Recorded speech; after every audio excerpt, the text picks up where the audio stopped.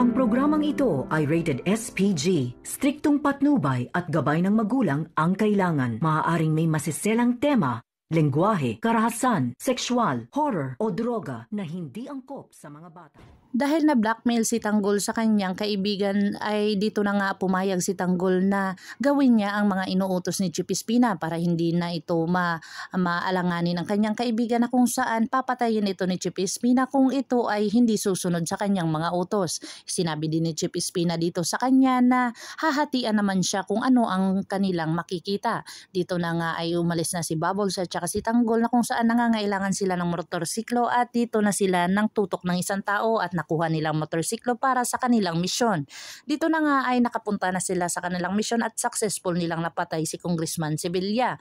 Dito na nga ay si Tanggol ay nababilib itong si Chief Espina dahil sa isang misyon ay nadali niya na kaagad ito.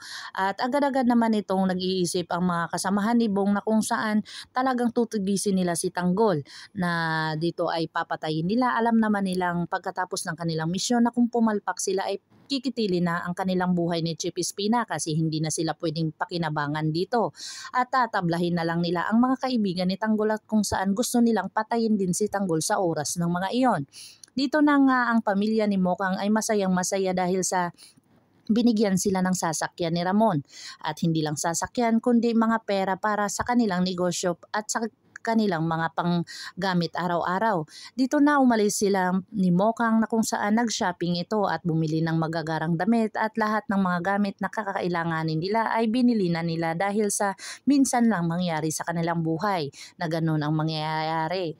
Dumalaw sila ni Don Marsing at Don Yanita dito sa Quiapo kung saan nakita sila ng kanilang mga kaibigan na kung saan sinabi niya dito na luma na yan ang mga diskarte nyo at alam na ni Don Marsing kung ano ang nangyari sa kanya noon na kung saan bago siya maaksidente dahil gawain niya iyon. Dito na nga napagkaalaman ni Don Marsing na andon pala nakatira si Rhoda sa kanyang pamamahay. Agad-agad naman itong sumugod si Don Marsing at talagang kinuha ang mga gamit doon sa bahay nilang luma at sinabi niya dito na sa iyo na ang bahay pero ang mga gamit ay kukuhanin ko. Dito na talaga nakipagdamot itong si Don Marsing kung saan alam naman nila dati na ganun ang ugali ni Rhoda. Ay sinuklian lang nila ito ng kung ano talaga ang mga prinsipyo ni Rhoda noon at ganun din ang ginawa nila. Dito na talaga ay pulubing-pulubi na si Rhoda na walang-wala na talagang magagamit na kung saan dito ay naging pulubi na siya.